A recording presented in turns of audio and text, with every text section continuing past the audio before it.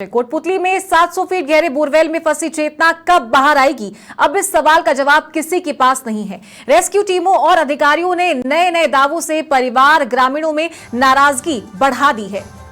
तो करीब 10 दिन से बोरवेल में फंसी चेतना की कंडीशन को लेकर भी सब चुप हैं।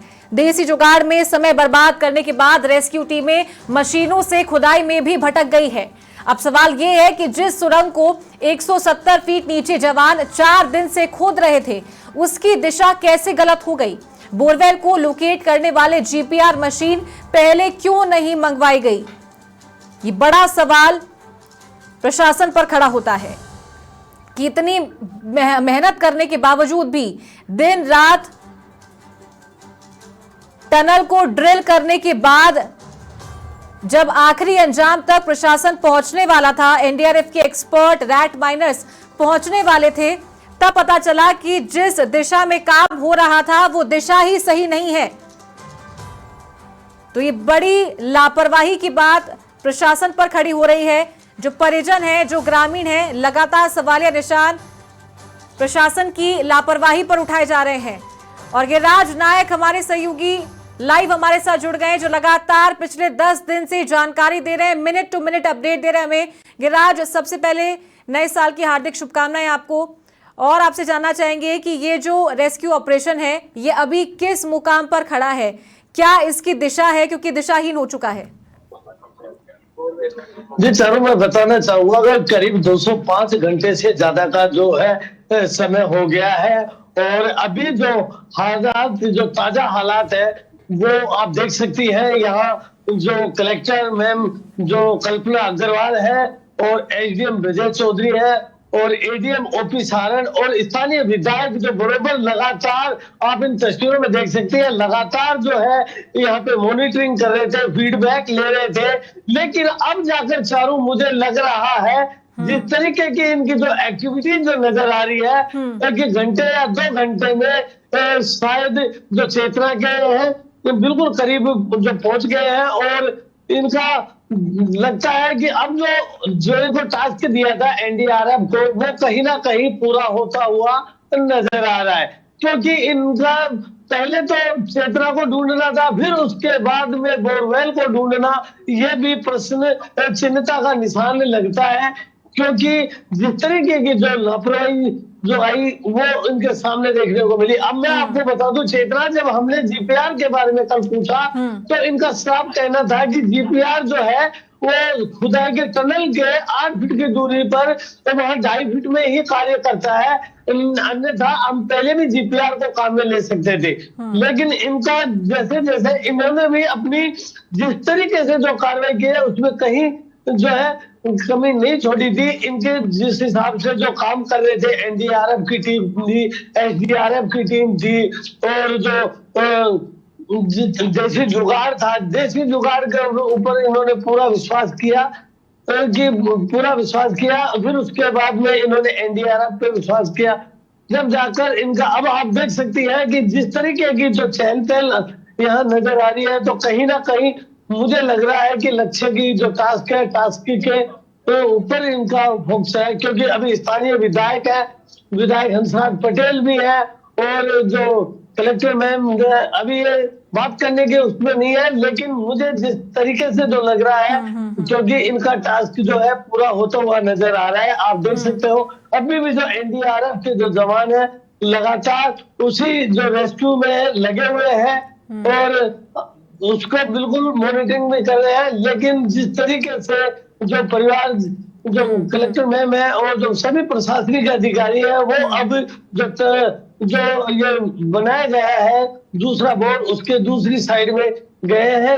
अगर आखिर क्या ऐसी क्या वार्तालाप होगी, कुछ ना कुछ मुझे इन्हें देखने में नजर आ रहा है कि कुछ ना कुछ इनको जो है फीडबैक मिला है, उसी को लेकर ये अब शायद परिवार के पास गए। आप देख सकते हैं कि ये किस तरह के सारे इंस्ट्रूमेंट है, तो जो चारों, और दूसरी बात यहाँ तो कड़ाके की ठंड के बीच में इन लोगों ने इतने बड़े रेस्क्यू में लगे हुए।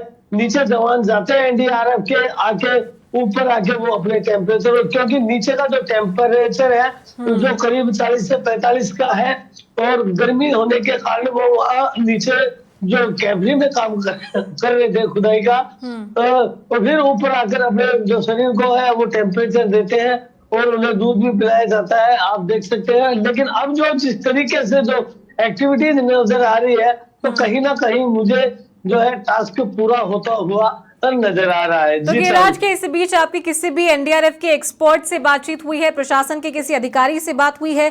क्योंकि पहले जब आपने बात की थी, जो एनडीआरएफ के एक्सपर्ट हैं योगेश मीना है, जो उन्होंने भी ये चीज बताई थी कि जिस बोरवेल में चेतना फंसी हुई है उस बोरवेल में भी और साथ ही जो साइड में जो खुदाई की गई है 170 फीट की, उन दोनों में जीपीएस लगाया गया है, तो पूरी इसकी मॉनिटरिंग हो रही है और दिशा के साथ ही काम हो रहा है। लेकिन लास्ट में जाकर के गड़बड़ हुई कैसे, ये समझ नहीं आ रहा है। इसको लेकर बातचीत हुई अभी तक, कल से लेकर आज तक किसी भी अधिकारी से?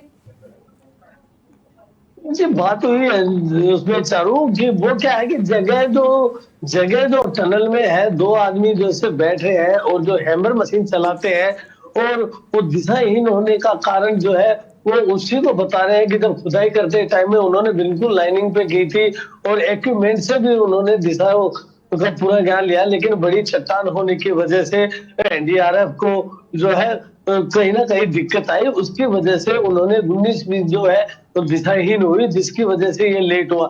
क्योंकि चारों बता दूं कि अंदर जो टनल है, टनल जो मैनुअली टनल बनाई जा रही थी, उसके अंदर बहुत बड़ी जो है चट्टान थी और चट्टान की वजह से ही उनको दिक्कत आई।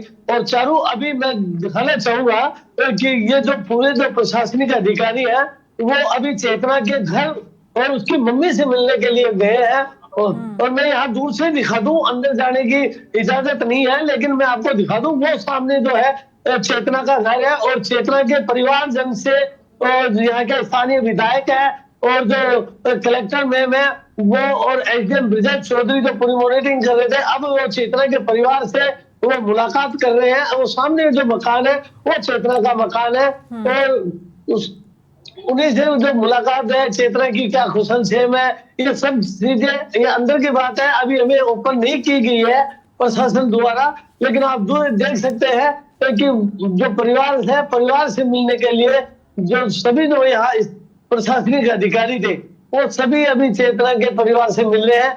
आप इन तस्वीरों में देख सकते हो कि जिस तरीके से जो इनका जो प्रशासन का जो अमला जो पूरा जो चेतना के घर उसकी माँ से मिलने गया है, उसके पापा से मिलने गए हैं और उसके दादा से बात करेंगे। दादा जो थे वो रोज यहाँ पूरे बैठकर मॉनिटर पर बैठे हुए ध्यान दे रहे थे, देख रहे थे। लेकिन चेतना बड़ी बात यह है कि 205 घंटे और करीब आज 10वां दिन है, तो इतने में जो सवालिया निशान है जनता के, जो वो सवालिया निशान तो उड़ते हैं, लेकिन इसके बावजूद भी जो है एनडीआरएफ की जो टीम है वो बराबर कार्य कर रही है। यहाँ जो स्थानीय प्रशासन है वो भी अपने कार्य को अंजाम दे रहा है।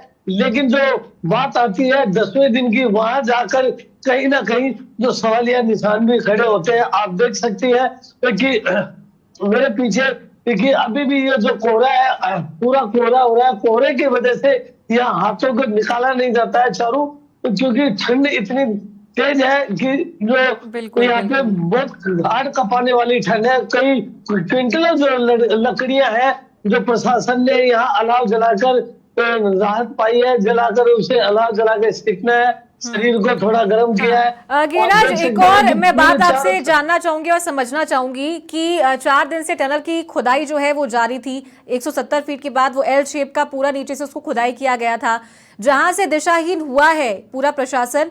चेतना के कितने करीब हैं, क्योंकि टनल की खुदाई तो की गई है और लगभग उसी दिशा में काम किया गया है, लेकिन चेतना के क्या आसपास है या फिर बिल्कुल ही ऑपोजिट डायरेक्शन में ये टनल की खुदाई की गई है? जी चारू, ये आपका सवाल बहुत अच्छा सवाल है, क्योंकि जो चेतना है चेतना से करीब ज्यादा दूरी पे नहीं, चेतना के करीब 1 फीट की दूरी पे ही थोड़ा सा जो है दिशा मिली हुई है। लेकिन वो बहुत जल्द उन्होंने कल से जैसे कार्रवाई की उसके ऊपर जो टास्क है उस मुकाम पर पहुंच गया। चेतना जो है वो अभी बोरवेल में, ये जो है बोरवेल ये प्लान ए का बोरवेल है चारू, जिसे इसे ढका हुआ है यहाँ से, और इसी में से जो है अंदर से जो वो चेतना को लॉक कर रखा है और इसी के बगल में ये ए है और ये बगल में बी है, ये बी है और इसी बी में इनका कार्य चल रहा है। लेकिन ये दोनों एक साथ अगर कर लेते तो गिरिराज, मैं चाहूंगी कि आप थोड़ा सा और लेकिन करीब से इसको दिखाएं। अगर आप कैमरामैन को बोलेंगे कि कितना डिस्टेंस है, कितनी फीट पे दूसरे बोरवेल की खुदाई यहाँ पर की गई है, अगर दर्शकों को समझा पाए हम लोग इस तरीके से कि जहां चेतना फंसी है बोरवेल में, उससे इतनी दूरी पर दूसरे टनल की खुदाई की गई थी और ज्यादा अंतर नहीं है। प्रशासन दिशाहीन जरूर हुआ है, लेकिन जल्द पहुंचा जाएगा चेतना तक। जी, मैं बताना चाहूंगा कि ये जो बोर है, इधर से ये बोर आपको ये थोड़े से, क्योंकि वहां जाने की इजाजत नहीं है, लेकिन मैं वैसे ही मैं दिखाना चाहूंगा। मैं मेरे कैमरामैन सहयोगी को बोलूंगा कि ये जो बोरवेल है, ये बोरवेल है, और ये जो ए है, प्लान ए की बोरवेल है, और ये प्लान बी की बोरवेल है। आप देख सकते हो कि 8 फुट की ही डिस्टेंस है। बिल्कुल इस बिल्कुल। डिस्टेंस में ज्यादा डिस्टेंस नहीं है, जिसकी वजह से कि कोई दिक्कत आए, लेकिन एनडीआरएफ की जो टीम है बराबर जो है रेस्क्यू में लगी हुई है। तो इसमें सबसे बड़ी जो मेजर समस्या आई है चारू, वो समस्या है कि जो चट्टान है, जो रोक है, वो बड़ा हार्ड था, और हार्ड रोक को काटने में काफी दिक्कतों का सामना जो है करना पड़ रहा था। उसी की वजह से ये इतना टाइम हुआ, और कहीं ना कहीं ये भी है कि आपस में कोऑर्डिनेशन का भी था। जो एनडीआरएफ की टीम है, पहले एसडीआरएफ की टीम ने काम किया, फिर उसमें जुगाड़ पे जैसे जुगाड़ से काम किया। तो इन्होंने जितने जो प्रयास थे, प्रयास तो सभी किए, लेकिन प्रयासों के बावजूद इनको चुनौतियां मिलती रही। कि जिस तरीके से बारिश थी, बारिश ने करीब 24 घंटे बारिश, रिमझिम बारिश रही, फिर कोहरा रहा। तो गिरिराज, क्या अभी भी जो प्लान बी का जो टनल है, क्या उसमें एनडीआरएफ के एक्सपर्ट हैं, क्या रैट माइनर्स हैं अभी भी उसमें, या फिर सभी लोग बाहर आ चुके हैं और प्लानिंग कर रहे हैं कि अब किस तरीके से काम किया जाए? जी, मैं बता दूं चाहूँ कि अभी भी उसमें जो है टनल में जो बना रहे हैं, उसमें रेट माइनर है। और मुझे जिस तरीके से जो एक्टिविटीज यहाँ नजर आ रही है चारू, क्योंकि टास्क जो दिया था उस टास्क पे इन्होंने विजय शायद पाली है। तो लेकिन वो अंदर है, अभी कुछ पहला जल्दबाजी होगा, जब तक हम देख नहीं ले उससे पहले हम इस बारे में कुछ नहीं कह सकते। लेकिन जिस हिसाब से, क्योंकि रेट माइनर जो माइनस है, वो अभी भी नीचे कार्य कर रहे हैं। जी चारू। तो गिरिराज, क्या अब ये पता लग पाया है कि अब किस तरीके से प्लान बी के तहत और आगे काम किया जाएगा? दिशाहीन तो हो चुके हैं, लेकिन जो जीपीआर है वो मंगवाया गया है, तो क्या उसके तहत अब इस चीज का कंफर्मेशन हो गया है, इस चीज की पुष्टि हो गई है कि सही तरीके से चेतना तक पहुंचा जाएगा और जल्द पहुंचा जाएगा? जी चारू, बिल्कुल जो जीपीआर की जो सहायता है, उससे बिल्कुल चेतना के पास में लगभग जो कल उन्होंने देखा तो ज्यादा दूरी का डिस्टेंस नहीं था, चेतना के नजदीक ही थे। और जो जीपीआर की जो है सहायता से काफी हद तक इन्हें वो विजय मिली है। अंदर सूत्रों के हवाले से है कि ये जो अंदर के जो चेतना के पास में है, जो बोर थी, वो बोर भी शायद मिल गई है, और बहुत जल्द ये चेतना के पास होंगे। क्योंकि जिस हिसाब से अभी जो सारा प्रशासनिक जो अमला है चेतना के घर, तो वो सामने घर है, उसके परिवारजन से मिल रहा है। और तो ऐसी क्या बात है, किस तरीके से क्या हो रहा है, तो ये तो बात की बात है। जब प्रशासनिक अधिकारी जब वहां से बाहर आएंगे तो हम उनसे जानकारी लेना चाहेंगे, और फिर उसके बाद में ये बता पाएंगे कि आखिर अब तक का जो जिस तरीके की जो एक्टिविटीज है, आखिर वो क्या है, और किस तरीके की जो है। क्योंकि समाचार प्लस जो है, बिल्कुल जो कैमरामैन मेरे सहयोगी जो वीरेंद्र यादव है, जो बिल्कुल इस कड़ी जो सर्दी में दिन रात मेरे साथ में यहाँ की पूरी तस्वीरें हैं जो दिखाई है, और उन्होंने बिल्कुल भी हारे नहीं। जिस तरीके से मैं यहाँ 24 घंटे खड़ा हुआ था, बिल्कुल तो बिल्कुल। इसलिए क्योंकि जनता जानना चाहती है कि अंदर की बात क्या है और किस तरीके के। आप देख सकते हो कि ये जो है, ये काफी सहयोगी जो लोग हैं यहाँ पे, इनका सभी का साथ लिया गया है। बाकी नगर परिषद के जो है उनका भी सहयोग लिया है। ये खान साहब है, ये भी काफी सहयोग किया है इन्होंने भी इसमें। और अब अगला जो होगा उसमें ही पूरी चीज बता पाएंगे, क्योंकि जिस तरीके से ये जो माहौल बन रहा है, मुझे कहीं ना कहीं उनको लग रहा है। तो मैं इनसे बात करना चाहूंगा। अभी बात करने के लिए देखिए क्षेत्र मना करे, ये जो योगेश कुमार मीणा है, जो कि एनडीआरएफ के असिस्टेंट कमांडेंट है, और इनके सुपरविजन में ये पूरा कार्य हुआ है।